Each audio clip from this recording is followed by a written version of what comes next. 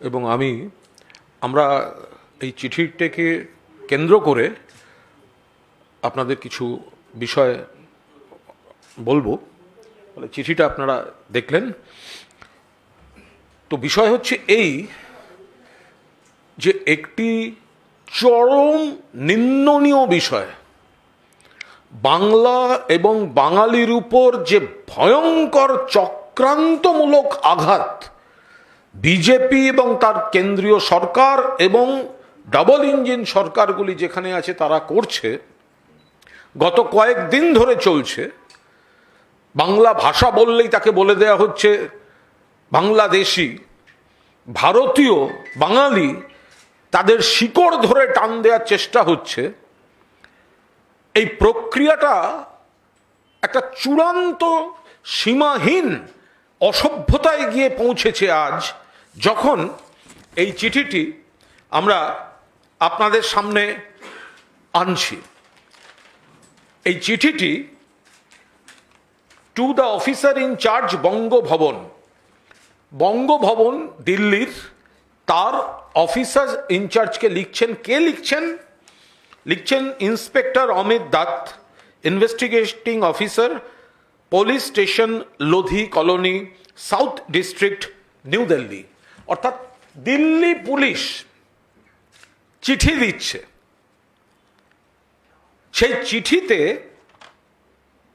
বলছে subject translation of documents containing text written in Bangladeshi language. Bangla ভাষাকে বাংলাদেশি ভাষা বলছে। কে বলছে? বিজেপি বলছে। কে বলছে? বিজেপির পুলিশ বলছে। কে বলছে? অমিত শাহের পুলিশ বলছে। কে বলছে? নরেন্দ্র মোদীর পুলিশ বলছে। এটা শুধু প্রশাসনিক ভুল নয়, এটা বাংলার বিরুদ্ধে, বাঙালির বিরুদ্ধে পরিকল্পিত চক্রান্ত, যেখানে সরাসরি আমাদের ভারতীয় সংবিধান এবং সংবিধানের 8ম শিডিউল আর্টিকেল 343 ক্লিয়ার ভায়োলেশন করা হচ্ছে। বাংলাদেশি ভাষা বলে কোনো ভাষা নেই, বাংলা ভাষা। আমাদের সংবিধানে 22টা ভাষা স্বীকৃত, সবকটি ভাষার সমান অধিকার, সমান সম্মান। এত বড় সাহস, লিখছে বাংলাদেশি ভাষা, বাংলা ভাষাকে লিখছে বাংলাদেশি ভাষা। আমাদের পরিষ্কার বক্তব্য, যে ইনভেস্টিগেটিং অফিসার এটা পাঠিয়েছে তাকে সাসপেন্ড করতে হবে, তাকে সাসপেন্ড করতে হবে।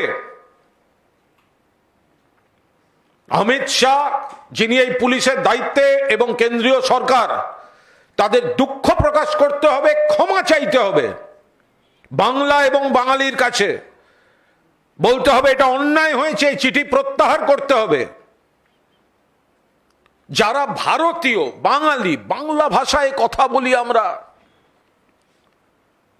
আমরা সবাই বাংলাদেশি। আর বাংলাদেশ থেকে যদি কেউ ঢোকে, বাংলায় 20 জন ঢুকলে ত্রিপুরায় 200 জন ঢুকছে। পাহারা দেওয়ার দায়িত্ব কার? এই অমিত শাহ পুলিশের, বিএসএফ। পাহারা দেওয়ার বদলে ভারতীয় বাঙালি যারা আছে তাদের উপর নির্যাতন চলছে, এবং সমস্ত সীমা লঙ্ঘন করে বাংলা ভাষাকে বাংলাদেশি ভাষা বলা হয়েছে। সংবিধান বিরোধী, বাংলার অপমান, বাঙালির অপমান। মাননীয় মুখ্যমন্ত্রী মমতা বন্দ্যোপাধ্যায়ের নেতৃত্বে আন্দোলন, প্রতিবাদ চলছে। মাননীয় সর্বভারতীয় সাধারণ সম্পাদক অভিষেক বন্দ্যোপাধ্যায় এর তীব্র প্রতিবাদ করেছেন। গোটা তৃণমূল কংগ্রেস এর তীব্র প্রতিবাদ করছে। এবং বাংলাকে কিভাবে অসম্মান করা হচ্ছে, আমাদের মাননীয় মন্ত্রী, সর্বভারতীয় তৃণমূল কংগ্রেস দলের অন্যতম নেতা ব্রাত্য বসু আপনাদের বিস্তারিত বলছেন কিভাবে বাংলা এবং বাঙালিকে পরিকল্পিতভাবে, প্রশাসনিক ভুল নয়, পরিকল্পিতভাবে চক্রান্ত করে অসম্মান করা হচ্ছে, কোণঠাসা করা হচ্ছে, শিকড় ধরে টান ধরা হচ্ছে। ব্রাত্য বসু আপনাদের সবিস্তার বলবেন। অফিসারকে অবিলম্বে সাসপেন্ড করতে হবে, চিঠি প্রত্যাহার করতে হবে, পুলিশ এবং সরকারকে ক্ষমা চাইতে হবে। আমার বন্ধু আমার সহকর্মী বন্ধু সর্বভারতীয় সাধারণ সম্পাদক আমাদের মুখপাত্র কুণাল ঘোষ সবিস্তারে আপনাদের কাছে বলেছেন এই ইস্যুটা নিয়ে। এরা ভুলে যাচ্ছে যে একটা যে ভাষা, বাংলা ভাষা, এই ভাষার কারণে একটা আলাদা রাষ্ট্র তৈরি হয়েছে। 25 কোটি মানুষ সারা পৃথিবীতে এই ভাষা বলেন। আমাদের এই বাংলা থেকে এই ভাষায় এখনো দুটো রাষ্ট্রের জাতীয় সঙ্গীত এই ভাষায় লেখা। আমাদের দেশের জাতীয় সঙ্গীত এই ভাষায় লেখা। ওরা যেটা করছেন বাংলাকে বাংলাদেশি বলে দাগিয়ে দেওয়া, আমি একটা কথা কুণাল যেটা রাজনৈতিকভাবে বলেছেন আমি সেটাকে সম্পূর্ণ সমর্থন করে আমি একটা অন্য প্রসঙ্গ বলি। সেটা হচ্ছে যে যখন দেশভাগ হয়, যে দেশভাগের স্মৃতি, এনআরসি, অনুপ্রবেশকারী, শরণার্থী এই রাজনীতির পরিসরে রোজ এখন উঠে আসে, সেই সময় পাকিস্তানের রাষ্ট্রভাষা দাবি করা হয় উর্দু। এখন ঘটনা হচ্ছে যে পাকিস্তানের যিনি উদ্গাতা মোহাম্মদ আলী জিন্নাহ, তিনি নিজে উর্দু জানতেন না। তিনি মূলত ইংরেজি ভাষায় কথা বলতেন, আর যেটা জানতেন মাতৃভাষা তার ছিল গুজরাতি, তিনি গুজরাতি ভাষায় কথা বলতেন, আর যার ভাঙা ভাঙা বলতে পারতেন হিন্দি। পাকিস্তান তৈরি হওয়ার পর দেখা গেল তার বেশিরভাগ নেতারাই উর্দু জানেন না, এবং তাদের নেতারা বেশিরভাগ এখনও দেখবেন যে যুদ্ধের সময় বা কোনো দেশের যখন কোনো বিবাদ ঘটে, এই পাকিস্তানের ক্ষেত্রে আমরা দেখেছি যে মূলত তাদের যে পাঞ্জাব প্রভিন্স সেই লোকেরাই প্রধানমন্ত্রী হন, মিলিটারি সামরিক শাসক হন বা অন্য কোনো গুরুত্বপূর্ণ পদে থাকেন। তাদের প্রত্যেকের ভাষা হচ্ছে হিন্দি। হিন্দি ভাষায় তারা কথা বলেন। তাহলে আমি কি বলবো দিল্লিতে এখন যারা হিন্দি ভাষায় কথা বলছেন তারা পাকিস্তানি? আমি কি বলবো যে আপনারা পাকিস্তানে গিয়ে থাকুন? ভাষা কোনো টেরিটরির হতে পারে না। ভাষা মানুষের প্রকাশের জায়গা। আপনি আপনার ভাষা, যে ভাষায় আপনার জাতীয় সঙ্গীত হয়েছে, যেটা আমরা এখনো গোটা ভারতবর্ষ যে গান যে ভাষায় লেখা তা শুনলে একজন তামিল লোক যে ভাষা শুনলে উঠে দাঁড়ান, একজন ওড়িয়া লোক, একজন গুজরাটি লোক যে ভাষায় গান শুনলে উঠে দাঁড়ান, সেই ভাষাকে আপনি বাংলাদেশি বলে দাগিয়ে দিচ্ছেন। আপনি বলতে চাইছেন যে এই ভাষার কারণে যে যে আন্দোলন হয়েছে কোনো ধারণা আছে আপনাদের? সারা ভারতবর্ষ এই ভাষা, সারা পৃথিবীতে এই ভাষা সম্মানিত। আজকে মুখ্যমন্ত্রী যখন রাস্তায় নেমে যেই ভাষার সপক্ষে, শুধু মাতৃভাষা বলে নয়, এই ভাষা ইউনেস্কো দ্বারা স্বীকৃত এবং পৃথিবীর প্রথম 7টা ভাষার মধ্যে এই ভাষাকে অন্যতম হিসেবে গণ্য করা হয়, তাহলে আপনারা এই ভাষাকে বাংলাদেশি বলে দাগিয়ে দেওয়ার মধ্যে আপনারা যে সংকীর্ণ এবং সীমিত রাজনীতি দেখাচ্ছেন, আমি আপনাকে পাল্টা বলছি না আপনি হিন্দি বলেন বলে যান গিয়ে পাকিস্তানে থাকুন, কারণ ওরাও তো হিন্দি বলে। তাহলে আপনি কি করে বলতে পারেন? আপনি অন্য রাষ্ট্রকে অপমান করতে গিয়ে আমাদের ভাষাকে আপনি খাটো করতে পারেন না, আমাদের ভাষাকে আপনারা ছোট করতে পারেন না। আপনারা শ্রী রামানুর কথা ভুলে যাবেন না, তামিল ভাষার অস্তিত্বের জন্যে যিনি অনশনে প্রাণ দিয়েছিলেন, যে অস্মিতার সঙ্গে আলাদা তামিলনাড়ু রাজ্য তৈরি হয়েছিল। এখনো আপনার হিন্দি নিয়ে আপনি তামিলনাড়ুতে ঢুকতে যান, আপনাকে বলতে দেবে না। আমরা সহনশীল। আমি মনে করি এখানে বাংলায় কেউ থেকে হিন্দি বলতে পারেন। মুখ্যমন্ত্রী সমস্ত ভাষাকে, সমস্ত ধর্মকে, সাংবিধানিক ভাষাকে মর্যাদা দেন। সাংবিধানিক ভাষা বা অফিসিয়াল ভাষা ছেড়ে দিন। মুখ্যমন্ত্রী টোটো বা রাজবংশী ভাষার জন্যে বা কামতাপুরী ভাষার জন্যে যেটা করেছেন সেটা অকল্পনীয়। সেখানে এটা একটা এই বাংলা ভাষাকে বাংলাদেশি বলে চালিয়ে দেওয়া, এটা বিজেপির একটা হিন্দি আগ্রাসন। এই হিন্দি আগ্রাসনের বিরুদ্ধে যে কনসেপ্টে ভারত তৈরি হয়েছিল, বিবিধের মাঝে দেখো মিলন মহান, সে মিলনের ধারণাকে আঘাত করে, আক্রমণ করে। একটা এক ভাষা, এক ধর্ম, এক দেশ, এই তত্ত্ব আমাদের উপর চাপিয়ে দিতে চায়। তাহলে আপনারা বলুন যে যে ভাষাকে আক্রমণ করে আজকে এই পরিসরে এখন এই শরণার্থী, এনআরসি, অনুপ্রবেশকারী এই শব্দগুলো ঘুরে বেড়াচ্ছে, যেটা আমাদের দ্বিতীয় পয়েন্ট, যেটা নিয়ে এক্ষুনি আমরা এই আজকে সাংবাদিক বৈঠকে দ্বিতীয় প্রসঙ্গে আসব। সেইটা যাওয়ার আগে আমরা বলি বিজেপি এই রাজনীতি বন্ধ করুক। বাংলা ভাষাকে, বাংলাকে আপনারা এইভাবে অপমান করতে পারেন না। অন্য রাষ্ট্রের সঙ্গে আপনাদের কি সম্পর্ক, তা ভালো না মন্দ আপনারা নিজেরা বুঝে নিন, তার মধ্যে আমরা ঢুকবো না। বাংলাদেশের সঙ্গে ভারতের কি সম্পর্ক, হ্যানাত্যান, এর মধ্যে আমরা ঢুকবোই না। আমরা আমাদের ভাষার মর্যাদার কথা বলবো, আমাদের ভাষার উচ্চতার কথা বলবো, আমাদের ভাষার গরিমার কথা বলবো। আপনি আমার ওপর এইভাবে একটা স্ট্যাম্প মেরে, লেবেল মেরে দাগিয়ে দিতে চাইলে সেই দাগ আমরা গ্রহণ করব না। আমি সমস্ত বাঙালি জাতিকে বলছি, যারা পশ্চিমবঙ্গে বসবাস করেন, আপনারা হিন্দিকে মর্যাদা দিন, সমস্ত ভাষাকে মর্যাদা দিন, কিন্তু আপনার মাতৃভাষা যেটা বলার কারণে আপনাকে যদি অন্য দেশের নাগরিক হিসেবে দাগিয়ে দেওয়া হয়, আমি অন্য দেশকে সম্মান জানিয়েই বলি, এই দাগিয়ে দেওয়া আমরা মেনে নেব না।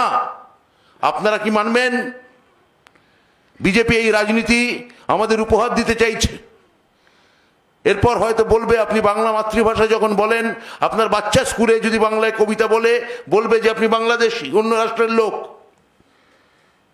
বর্ণ পরিচয় পড়লে বলবে অন্য রাষ্ট্রের লোক, সহজ পাঠ পড়লে বলবে অন্য রাষ্ট্রের লোক।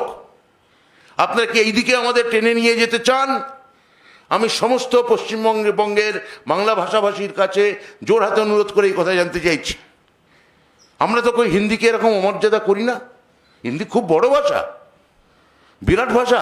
প্রেমচন্দ থেকে শুরু করে কিষানচন্দ্রের মতো লেখকরা এই ভাষায় সাহিত্য রচনা করেছে। কিন্তু আপনারা আমাদের রবীন্দ্রনাথকে ছোট করতে চাইছেন কেন? আপনারা আমাদের ডিএল রায়কে ছোট করতে চাইছেন কেন? আপনারা আমাদের নজরুল বা অতুল প্রসাদ বা রজনীকান্তকে অপমান করতে চাইছেন কেন? তারা বাংলা ভাষায় লেখেন, তার মানে তারা বাংলাদেশি। ফাইনালি এইটা বলতে চান তো?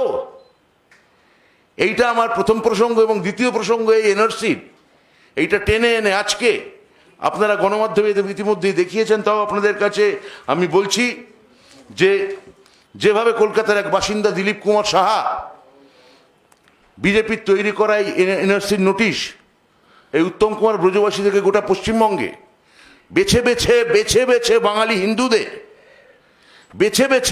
হিন্দুদের হাতে যেভাবে এনআরসির কাগজ ধরাচ্ছেন, মুখে এক কথা বলছেন কিন্তু এনআরসির কাগজ ধরাচ্ছেন হিন্দুদের, বাঙালি হিন্দুদের।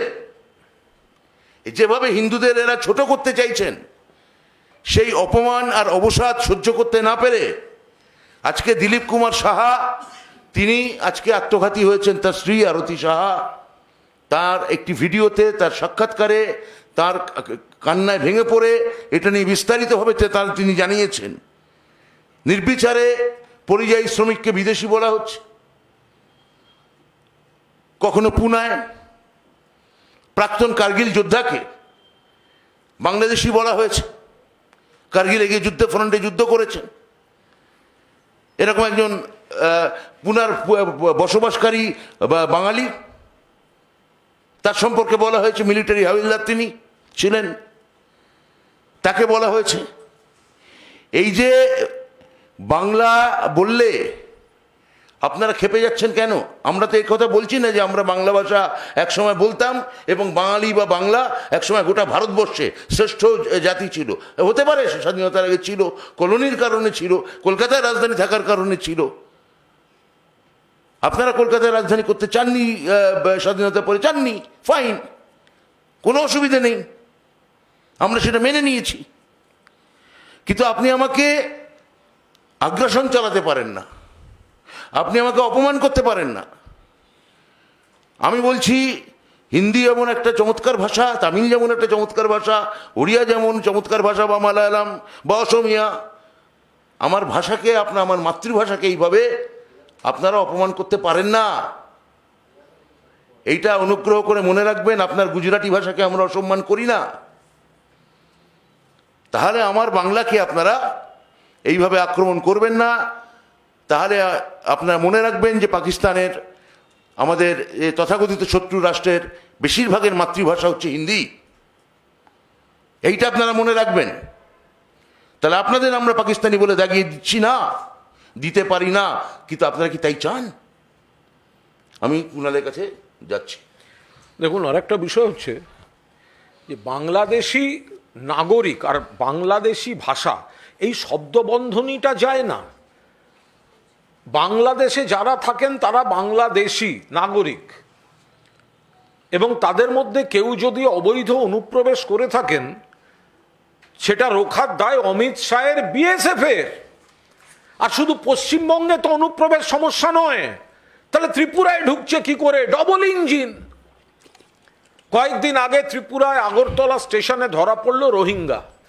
দুটো গ্রুপ করে ট্রেনে উঠছিল, একটা ট্রেন দিল্লি যাবে, একটা ট্রেন কলকাতা আসবে। যদি কলকাতায় এসে পৌঁছতো আপনারা বলতেন কলকাতায় ধরা পড়েছে, কিন্তু ঢুকেছিল কোথা থেকে? ত্রিপুরা সীমান্ত দিয়ে। কারা পাহারা দিচ্ছে? বিএসএফ। বিএসএফ কাদের? অমিত শাহ। অমিত শাহ কোন দল? বিজেপি। বিজেপি কোন রাজ্য শাসন করে? ত্রিপুরা। কোন সরকার? ডবল ইঞ্জিন সরকার। তাহলে বাংলাকে আক্রমণ করছেন কেন? পাশাপাশি যেভাবে আপনারা যখন এখান থেকে একটি ইউটিউবার মেয়ে, সে যখন পাকিস্তানে দেখা গেছিল যে সে স্পাই সংস্থার সঙ্গে যুক্ত, সেখানে খবর পাচার করে, তার একটা হিন্দু পরিচয় ছিল। তাহলে বাংলাদেশ থেকে কয়দিন আগে যে মডেল মেয়েটি ধরা পড়লো, নামটা ভুলে যাচ্ছি, সেও হিন্দু। তাহলে ওর ক্ষেত্রে আপনি কি বলবেন? ও শরণার্থী না অনুপ্রবেশকারী? আমি জানতে চাই, যে স্পাই যেখানে ধরা পড়লো সে শরণার্থী অনুপ্রবেশকারী, দয়া করে এটা বলবেন কি বিজেপির নেতারা, স্থানীয় নেতারা? আপনারা বলছেন যে হিন্দু যদি আসে সে শরণার্থী, তাহলে কি শরণার্থী স্পাই নাকি সে অনুপ্রবেশকারী? সেটাও বলুন। তাহলে আপনারা বলতে চান হিন্দু মাত্র আসলে স্পাই এবং অনুপ্রবেশকারী, তাও কি বলতে চাইছেন আসলে? সেটা পরিষ্কার করে দিন। তাহলে শুধু বেছে বেছে আসলে হিন্দু বা মুসলমান আপনারা মুখে বলছেন, টার্গেট করছেন যারা বাংলা ভাষায় কথা বলে, তাদের একটা লেবেলিং করতে চাইছেন, তাদের দাগিয়ে দিতে চাইছেন, তাদের তাচ্ছিল্য করতে চাইছেন। এটা কি করে আপনারা করতে পারছেন আমি জানি না। আমি এখানে স্থানীয় বিজেপি নেতাকে বলবো, এখন যাই হোক না কেন, আপনারা শেষ অবধি বাংলা ভাষায় কথা বলেন। আপনারা আপনাদের রাজনৈতিক অভিভাবক হোক, গুরু হোক, তাদের এই আগ্রাসনের বিরুদ্ধে আপনারা মুখ খুলুন। বিজেপির রাজ্য সভাপতি একজন সংস্কৃতি মনস্ক মানুষ, তিনি ভাষার উন্নতি, ভাষার সংস্কার, এসব নিয়ে অনেক কথা তাকে আমি গণমাধ্যমে বলতে দেখেছি। এই ভাষায় বিভিন্ন কবির কবিতা তাকে পড়তে দেখেছি। তাহলে সেই ভাষাকে যখন আক্রমণ করা হচ্ছে, আপনি ঘুরে দাঁড়িয়ে রুখে দাঁড়ান, বলুন যে আমার মাতৃভাষাকে এইভাবে, এই পশ্চিমা আগ্রাসন আমরা মানছি না। এইটা আমি আপাতত আমরা প্রাথমিকভাবে বলছি এইটুকু কথা। এবার এই দুটি বিষয়ে দুটি আলাদা প্রসঙ্গ, কিন্তু কোথাও সংযুক্ত। এই দুটি প্রসঙ্গে আপনাদের যদি কোনো প্রশ্ন থাকে, না ওটা তার আগে একটা ভিডিও, ভিডিওটা দেখিয়ে দাও, তারপর আপনাদের প্রশ্ন থাকলে করবেন।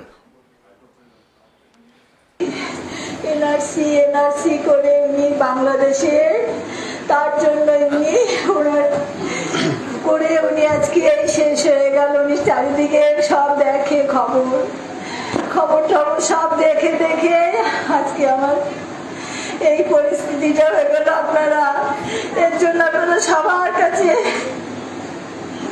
যাতে এরকম কারণ না হয়, আপনারা সেটা যাতে কেউ না এরকম হয়ে যায়।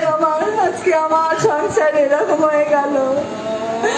আপনারা আজকে আমার সংসার, দেখুন, এই যে ভদ্রলোক খবর পাচ্ছিলেন এনআরসি, বাংলা বাঙালি, সবচেয়ে বড় কথা যেটা ভয় পাচ্ছিলেন যে বাংলাদেশে পাঠিয়ে দেয়া হবে, এর ওপর দাঁড়িয়ে একটা দুশ্চিন্তা, অবসাদ, উদ্বেগ, এবং তারপর এই পরিণতি। তার বাড়ির লোকই বলছেন যে এর থেকে অবসাদে হয়েছেন। এর দায় তো সম্পূর্ণভাবে বিজেপি এবং কেন্দ্রীয় সরকারকে নিতে হবে, যে আপনারা এই আতঙ্কটা তৈরি করে দিচ্ছেন যে যারা ভারতীয়, কাকে বলছেন তার বাবার বার্থ সার্টিফিকেট চাই, মায়ের বার্থ সার্টিফিকেট চাই। এবার যাদের এইসব জোগাড় করা খুব কঠিন ব্যাপার, মানসিক অবসাদ, দুশ্চিন্তা, আর ওই বাংলাদেশে পাঠিয়ে দেবে, এই আতঙ্ক থেকে এই ধরনের ঘটনা ঘটছে। আমি আপনাদের মধ্যে দুজন আছেন আমার থেকে মাধ্যমিকের সার্টিফিকেটের কপি চেয়েছেন, হারিয়ে গেছে বলে। যদি আবার কিছু হয়, এই ঘরে আছে আপনাদের মধ্যে। অর্থাৎ আপনাদেরও আপনাদের কাগজ জোগাড় করতে হচ্ছে। পেশাগতভাবে আপনারা এখানে আমাদের প্রশ্ন করতে পারেন, পেশাগতভাবে আপনারা আমাদের আক্রমণ করতে পারেন বা প্রশ্ন করতে পারেন, যে কোনো প্রশ্ন করতে পারেন, কিন্তু আপনারাও ভেতরে ভেতরে কোথাও গণমাধ্যমের আমার বন্ধুরা, আপনারাও কোনো কাগজ আপনাদের সংগ্রহ করতে হচ্ছে। এখন নিজেদের মধ্যে এই এই চাঁদবাড়িটা করবেন না, কে কোন দুজন খুঁজেছে চেয়েছে, অনুগ্রহ করে করবেন না। আপনাদের যদি, এবং বিশেষ কোনো দিকে তাকাবেন না। হ্যাঁ, আপনাদের যদি কোনো প্রশ্ন থাকে আপনারা করতে পারেন। আমরা বিজেপির নেতাদের আগে বলি, বাংলাদেশি ভাষাটা সমর্থন করেন? হ্যাঁ, বলেন কি আপনারা এটা? বাংলাদেশি ভাষা বিজেপি নেতারা সমর্থন করেন? শ্রমিক ভট্টাচার্যকে বলছি, দলের পতাকাটা সরিয়ে রেখে এটার আগে উত্তর দিন। বাংলাদেশি ভাষা, বাংলা ভাষা নয়, বাংলাদেশি ভাষা বলা হচ্ছে। বাংলা ভাষাকে সমর্থন করেন? কথা ঘোরাবেন না, জাগলারি করবেন না। বাংলাদেশি নাগরিক, বাংলাদেশি অনুপ্রবেশকারী, বাংলাদেশ থেকে আসা বৈধ বা অবৈধ ওটা আলাদা পার্ট। শুধু ভাষার ক্ষেত্রে বলুন বাংলাদেশি ভাষা, বাংলা ভাষাকে বলছেন বাংলাদেশি ভাষা, সমর্থন করেন হ্যাঁ কি না? বিজেপি নেতা কর্মীদের বলবো, পতাকা ছেড়ে দিয়ে প্রতিবাদ করুন।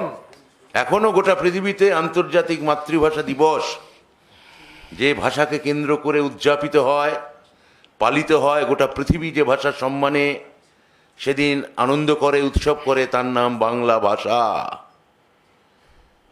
আমার ভাষা আমার কাছে সম্মানের, আপনার ভাষাও নিশ্চয়ই আপনার কাছে সম্মানের। আমি আপনার ভাষার প্রতি ভালোবাসাকে, মাতৃভাষার প্রতি ভালোবাসাকে আমি সম্মান জানাই। অনুগ্রহ করে আমার মাতৃভাষার প্রতি ভালোবাসাকে আপনারা অপমান করবেন না।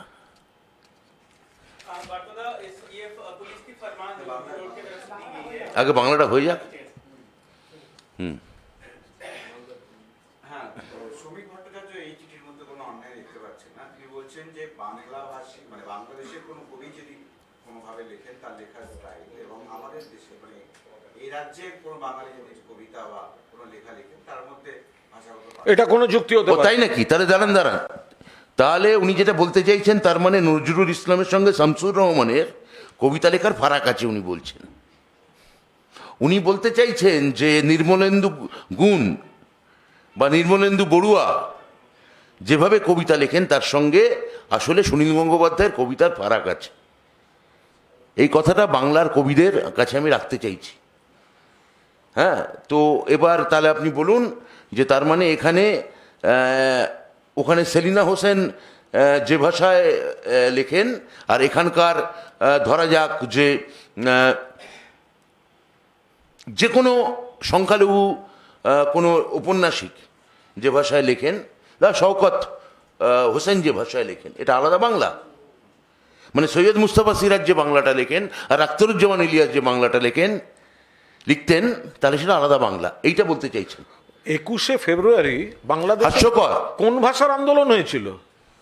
21শে ফেব্রুয়ারি যে শহীদ বেদিটা, ওটা কোন ভাষার? ফলে বিজেপি সভাপতি যেটা বলছেন সম্পূর্ণ ভিত্তিহীন, মিথ্যা এবং এই পাপ ঢাকার অপচেষ্টা।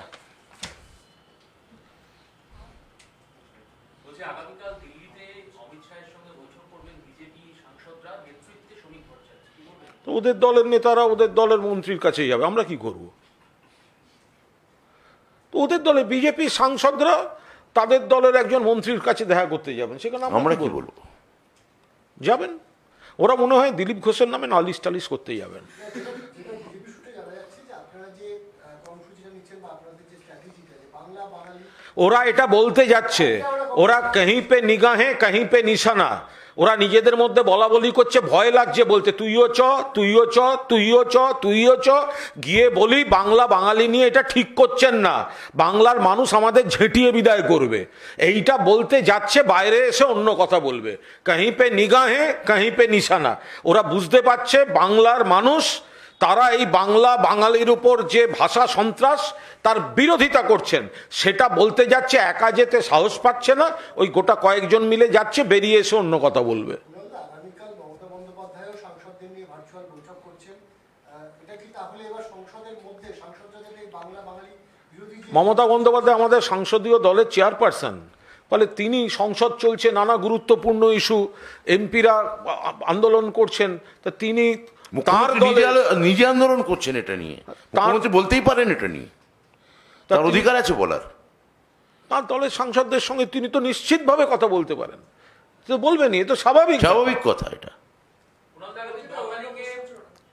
আগামী 9 তারিখে নবান্ন অভিযানের ডাক দিয়েছে বিজেপি। শ্রমিক ভট্টাচার্য বিজেপি সভাপতি, তিনি বলছেন পতাকা ছেড়ে বিজেপি কর্মীরা নামুন। শ্রমিক ভট্টাচার্য নিশ্চিন্ত থাকুন, বিজেপি কর্মীরা পতাকা ছাড়তে শুরু করে দিয়েছে। বিজেপি কর্মীরা পতাকা ছাড়তে এবং অনেকে তৃণমূলের দিকে চলে আসতে এগুলো শুরু করে দিয়েছে। ওনার দলের শুধু কর্মীরা নয়, একাধিক সাংসদ, একাধিক বিধায়ক তৃণমূলের সঙ্গে যোগাযোগ রাখছেন, ফলে বিজেপি সভাপতিকে আর পতাকা ছাড়ার ডাক দিতে হবে না। বিজেপির দলের মধ্যেই বিজেপির পতাকা ছাড়ার প্রসেস আরও বেশি করে শুরু হয়ে গিয়েছে, কিছুদিনের মধ্যেই বুঝতে পারবেন। শ্রমিক ভট্টাচার্য একথাও বলছেন যে আমরা পতাকা ছেড়ে তো হারবই, অন্য কোনো রাজনৈতিক দলের লোকেরাও যদি আমরা তাহলে আমাদের কোনো সমস্যা নেই। সেটা তাদের বিষয়, সেটা সম্পূর্ণ তাদের বিষয়। আমরা জানি যে ইস্যুতে হচ্ছে সেই ইস্যুটি, সেটা হচ্ছে অভয়া। বিজেপি তার কংগ্রেসকে ডাক দিচ্ছে না, সিপিএমকে ডাক দিচ্ছে। এবার সিপিএম এবং বিজেপি তারা যদি একসঙ্গে মিছিল করে, বাংলার মানুষ দেখবেন কি আছে। এই যে অভয়ার তদন্তটা কার হাতে? সিবিআই এর হাতে। আরজি করের ঘটনায় 24 ঘন্টার মধ্যে কলকাতা পুলিশ অ্যারেস্ট করেছিল। অভয়ার বাবা মা বলেছিলেন সিবিআই চাই, এই রামবামের আইনজীবীরা সিবিআই এনেছিলেন। এখন অভয়ার বাবা মাই বলছেন আমরা সিবিআই ঠিক করে করেনি। তো শ্রমিক ভট্টাচার্য আর অভয়ার বাবা মা যে হাঁটবেন, নবান্নে হাঁটছেন কেন? তদন্তটা তো সিবিআই এর হাতে আছে, সিজিওতে যান। শ্রমিক ভট্টাচার্য কার কার কার বিরুদ্ধে আন্দোলনে হাঁটছেন? সিবিআইয়ের বিরুদ্ধে। সিবিআই তো ওনার দলের। অভয়ার তদন্ত তো সিবিআই এর হাতে, তাহলে নবান্নর দিকে হাঁটছেন কেন? আপনার তো হাঁটা উচিত সিজিওর দিকে। হ্যাঁ, ফলে দিক ভুল করেছেন। বিজেপির কম্পাস নেই, বিরাট প্রবলেম। কম্পাস নেই, কাঁটা ঘুরে গেছে। কোন দিক উত্তর, কোন দিক দক্ষিণ, কোনটা পূব, কোনটা পশ্চিম, তার কেটে গেলে এরম হয়। ফলে তারা এই ধরনের কোনো কর্মসূচিতে যাচ্ছেন। চুম্বকটা খারাপ হয়েছে। কুণালদা, এই বিষয়টি বলি, সিবিআই নিয়ে যখন কথাটা তুললেন, যে নিট ইউজি 2024-এর যিনি প্রশ্নপত্র ফাঁস করেছিলেন, যিনি মূল পান্ডা, সেই সঞ্জীব মুখিয়া জামিন পেলেন 90 দিন বাদে, এবং চার্জশিট ফাইল হয়নি। 90 দিনে তার চার্জশিট জমা পড়ে। আমরা এটার প্রাথমিক যা খবর পেয়েছি, এটা তো পুরোপুরি কেন্দ্রীয় সরকারের পরীক্ষা এবং অত্যন্ত গুরুত্বপূর্ণ পরীক্ষা, এবং সেখানে একটা চরম অনিয়ম গাফিলতির বিষয় ছিল, প্রশ্ন ফাঁসও হয়েছিল, প্রশ্ন ফাঁস, এবং তার গ্রেফতার, চার্জশিট পেশ হয়নি বলে জামিন হয়ে যাচ্ছে। অর্থাৎ কেন্দ্রীয় সরকার, বিজেপির সরকার, তারা এই কেলেঙ্কারির অভিযুক্তদের মুক্ত করে দিতে তারা সক্রিয়। এ তো পরিষ্কার বোঝা যাচ্ছে যে প্রশ্ন ফাঁস এবং পরীক্ষার অনিয়ম, তার যে মুখ্য ভূমিকায় ছিলেন বলে যার বিরুদ্ধে অভিযোগ, চার্জশিট দিতে পারলো না বলে যদি জামিন হয়, অর্থাৎ সবাই জানে যে নির্ধারিত দিনের মধ্যে চার্জশিট না দিলে জামিন হয়ে যাবে, এটা তো জামিন করে দেয়া হলো, বিজেপি মুক্ত করে দিল। যাদের দাবিতে, যাদের দায়িত্বে এই পরীক্ষায় কেলেঙ্কারি, যারা সরকারে, তারাই অভিযুক্তদের মুক্ত করে দিচ্ছে। এবার বুঝে নিন। বলছি দমদম খড়দা বিরাটি পরপর জলে মৃত্যু, এই বর্ষার জমা জলে, এটা কি খারাপ বার্তা? খুবই খারাপ। এটা আমরা সতর্কভাবে নজর রাখছি। এখন এটা আগেও আমার এলাকায়, মানে বিধায়ক হিসেবে বলছি, আমার এলাকায় একবার ঘটেছিল। আমার এলাকায় এটা সম্পূর্ণ সিজ করা গেছে। কোনো কোনো এলাকায় ঘটছে। আমরা প্রশাসন থেকে নিশ্চয়ই এই ব্যাপারে যথাবিহিত সতর্কতা এবং ব্যবস্থা নেওয়া হবে। আপনার একটা প্রশ্ন আছে, সেটা হচ্ছে ইএলও নেতা জীবন সিংহ, তিনি বলছেন যে কেন্দ্রীয় সরকারের ওরাও আমাদের জন্য ভাবেনি, রাজ্য সরকারের ওরাও আমাদের জন্য ভাবছে না। আমরা আলাদা রাজ্য চাই, আমরা কামতাপুরি চাই, রাজবংশীদের কথা কোনো সরকারই ভাবছে না। মমতা বন্দ্যোপাধ্যায় ভাবছেন, ওনাদের ভাবতে হবে না। ওনাদের যে পদ্ধতি ভাবার, সেটা হচ্ছে মূল স্রোত থেকে ছিটকে গিয়ে। আর মমতা বন্দ্যোপাধ্যায় সকলকে একসঙ্গে নিয়ে উন্নয়নে সামিল করে যে ভাবনাটা ভাবছেন, অধিকাংশ মানুষ, কার্যত সব মানুষ, সবকটি পরিবার সেই উন্নয়নের উপকারিতা পাচ্ছেন। ফলে সেই কারণেই এখন এই ধরনের আবার এখন কারা কে মদত দিচ্ছে আর দেখতে হবে। রাজবংশী বা কামতাপুরীদের ঠিকাদারি উনি নিচ্ছেন কেন? এই মুহূর্তে রাজবংশী ভাষা একাডেমি বা কামতাপুরী ভাষা একাডেমি, যেটা মাননীয় মুখ্যমন্ত্রী মমতা বন্দ্যোপাধ্যায় করেছেন, তাদের চেয়ারম্যানও একজন রাজবংশী, এবং রাজবংশী ভাষা বা কামতাপুরী ভাষায় তারা কথা বলেন। তা তাদের গিয়ে জিজ্ঞেস করা হোক, তারা ওই জীবন সাহানা কার কথা বললেন, তার মতামতের সঙ্গে একমত কিনা। তারাই তো ডিনাই করবেন।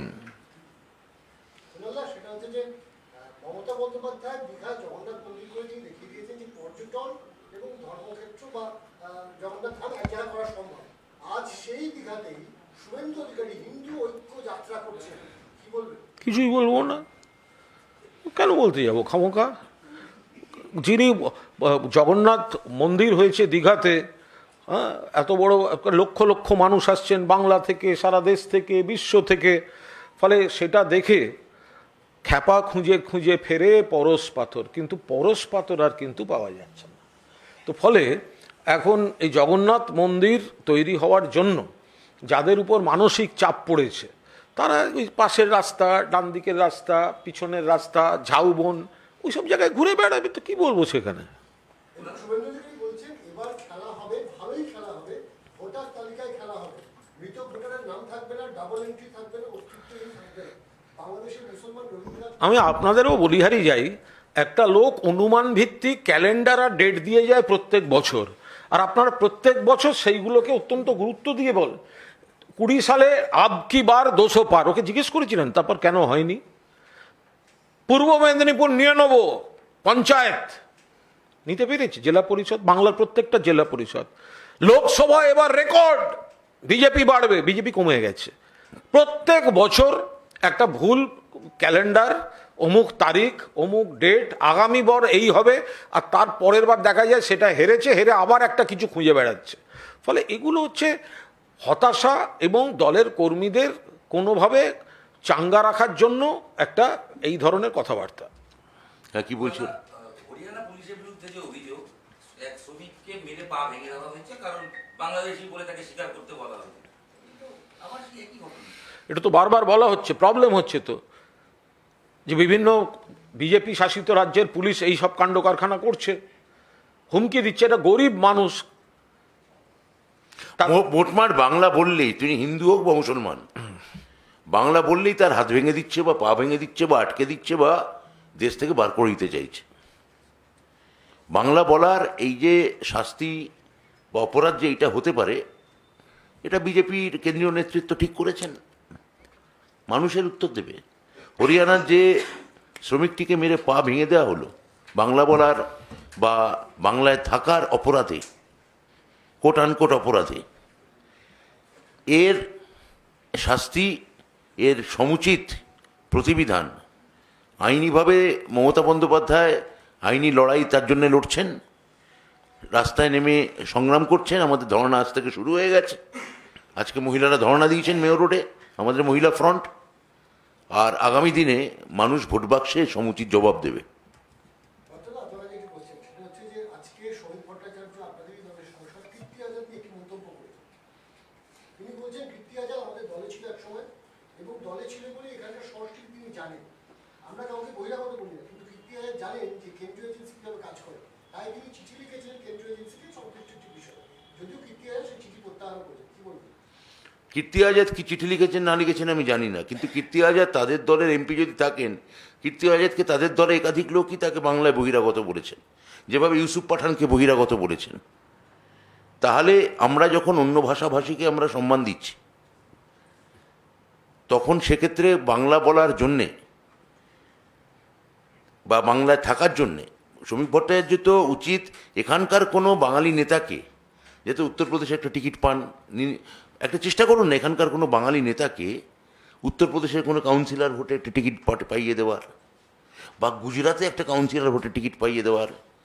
এমপি ছেড়ে দিন, আমরা তো তথাকথিত যারা কৃতি লোক, ইউসুফ পাঠান বা কীর্তি আজাদের মতো, তারা তো কৃতি মানুষ, তাদের তো আর কেউ বাঙালি অবাঙালি হিসেবে দেখা উচিত নয়। কীর্তি আজাদ 83 প্রুডেন্সিয়াল কাপের স্কোয়াডে ছিলেন, ইউসুফ পাঠানের কৃতিত্ব সবাই জানেন, এই টাটকা অতীত।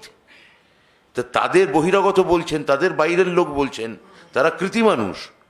তাই এমন যদি হয় যে বাংলা বাঙালির প্রতি যদি এত দরদ থাকে, দিল্লিতে কোথাও কোনো একটা বাঙালিকে, এখানকার বাঙালিকে এমপি সিটে লড়িয়ে দেখাক না, বা কাউন্সিলর ভোটে লড়িয়ে দেখাক। বাংলা বা বাঙালি ওরা পছন্দ করে না, এটা সবসময় মাথায় রাখবেন। 14 সালে ক্ষমতায় এসেছিলেন নরেন্দ্র মোদী, 11 বছর হয়ে গেছে বিজেপি, এখনো বাংলা থেকে কোনো ক্যাবিনেট ফুল মন্ত্রী নেই। ফলে বাংলার যারা ওনার দলের সাংসদ, তাদেরকেই ওরা নম্বর দেয় না। আজ পর্যন্ত কোনো ক্যাবিনেট মিনিস্টার, পূর্ণ মন্ত্রী বাংলা থেকে বিজেপি করেনি, তো মানুষ এদেরকে জেতান কেন? টালিগঞ্জে যে ঘটনা আর কি, যে আত্মহত্যা করেছেন, খাস কলকাতায় আতঙ্কে ভুগছেন। সাধারণত দেখা যাচ্ছিল উত্তরবঙ্গে বা যে জায়গাতে, কলকাতায় যদি এই পরিস্থিতি তৈরি হয়, আতঙ্ক তো না না, আজকালকার দিনে তো খবর সে টিভিতে দেখছে, কাগজে পড়ছেন, নানা রকম সোশ্যাল মিডিয়া, এই যে একটা মহল তৈরি হয়েছে, তো বয়স্ক মানুষ কোনো একটা চাপ অনুভব করেছেন, আর বাংলাদেশ ফিরিয়ে দেওয়া হচ্ছে, এই চাপটা উনি নিতে পারেননি, এবং সেখানে দীর্ঘদিন ধরে এখানে বসবাস করছেন। কিন্তু এই যে যাদেরকে বলছে বাবার বার্থ সার্টিফিকেট, মায়ের বার্থ সার্টিফিকেট, এগুলো নিয়ে কোনো একটা অসম্ভব মানসিক চাপ থেকে এই আত্মহত্যাটা হয়েছে, ওনার বাড়ির লোকই তো বলছে। বিজেপির একটা মিটিং, যেখানে আজকে তাদের বৈঠক চলছে, কিভাবে এসআইআর বিরুদ্ধে আন্দোলন করবে সেই নিয়ে আলোচনা চলছে, ঝাঁপিয়ে পড়তে হবে শাসক বিরোধী আন্দোলন, প্র্যাকটিস বৈঠক। এই নিয়ে কোনো মন্তব্য করবো না। সেটা হচ্ছে তিলপাড়া জলাধার, সেখানে প্রায় 35 মিটার একটা ফাটল ধরা পড়েছে। এর জন্য শ্রমিক ভট্টাচার্য বলছে যে তৃণমূল গোটা রাজ্য জুড়ে বিভিন্ন নদী থেকে বাড়ি তোলে, তারপরে এগুলো অবান্তর কথাবার্তা, সম্পূর্ণ অবান্তর কথাবার্তা। যখন বিজেপি শাসিত যে তাদের যে এলাকাগুলো, তাদের যে রাজ্যগুলো, সেখানে যখন করছে, যেগুলো ওদের দেখভাল করার কথা, সেগুলো সেখানে ত্রুটি ধরা পড়ছে, এই ধরনের কথার কোনো মানে আছে? আবার এই ঘটনার পরিপ্রেক্ষিতে বীরভূমের বিজেপি সভাপতি যুব সাহা সহ বিজেপি নেতৃত্বে তারা কালকে জামা কাপড় খুলে ওখানে প্রতিবাদ করছিল, পুলিশ তাদেরকে অ্যারেস্ট করেছে, এবং আজকে অভিযোগ করছে যে লুঙ্গি বাহিনীকে দিয়ে অ্যারেস্ট করা হয়েছে। কি বলবে? এগুলো অবান্তর কথা। মানে এই মানুষের সঙ্গে নেই, উন্নয়নের সঙ্গে নেই, এই ধরনের যদি কারুর কর্মসূচি হয় জামা কাপড় খোলা, এ তো মহা মুশকিল। তো বিজেপির নেতা একটা কর্মসূচি করছে জামা কাপড় খোলা, এমনি মশাই আপনাদের নেতাদের ভাইরাল হচ্ছে জামা কাপড় খোলা, তার মধ্যে আবার কর্মসূচি নিচ্ছেন জামা কাপড় খোলা, মহা মুশকিল। বলছি যে ব্লক লেভেল এজেন্ট বিজেপি তো বিজেপি বারংবার অনুপ্রবেশ বা সংখ্যালঘু এলাকায় এইগুলো বলেন না, অনুপ্রবেশের কথা, কিন্তু দেখা যাচ্ছে যে 18,000 সংখ্যালঘু বুথে তাদের ব্লক লেভেল এজেন্ট তারা খুঁজে পাচ্ছেন না। এই জায়গাটা, এই যে সাংগঠনিক সমস্যা, ব্লক লেভেল এজেন্ট নেই তাদের। কাদের? বিজেপি সিপিএম কিছু দেবে, কংগ্রেস কিছু দেবে, কিছু জায়গা ফাঁকা থাকবে, ওদের লোক নেই, জন নেই, কমিটি নেই, ওদের আবার কি এজেন্ট নিয়ে আপনি মাথা ঘামাচ্ছেন?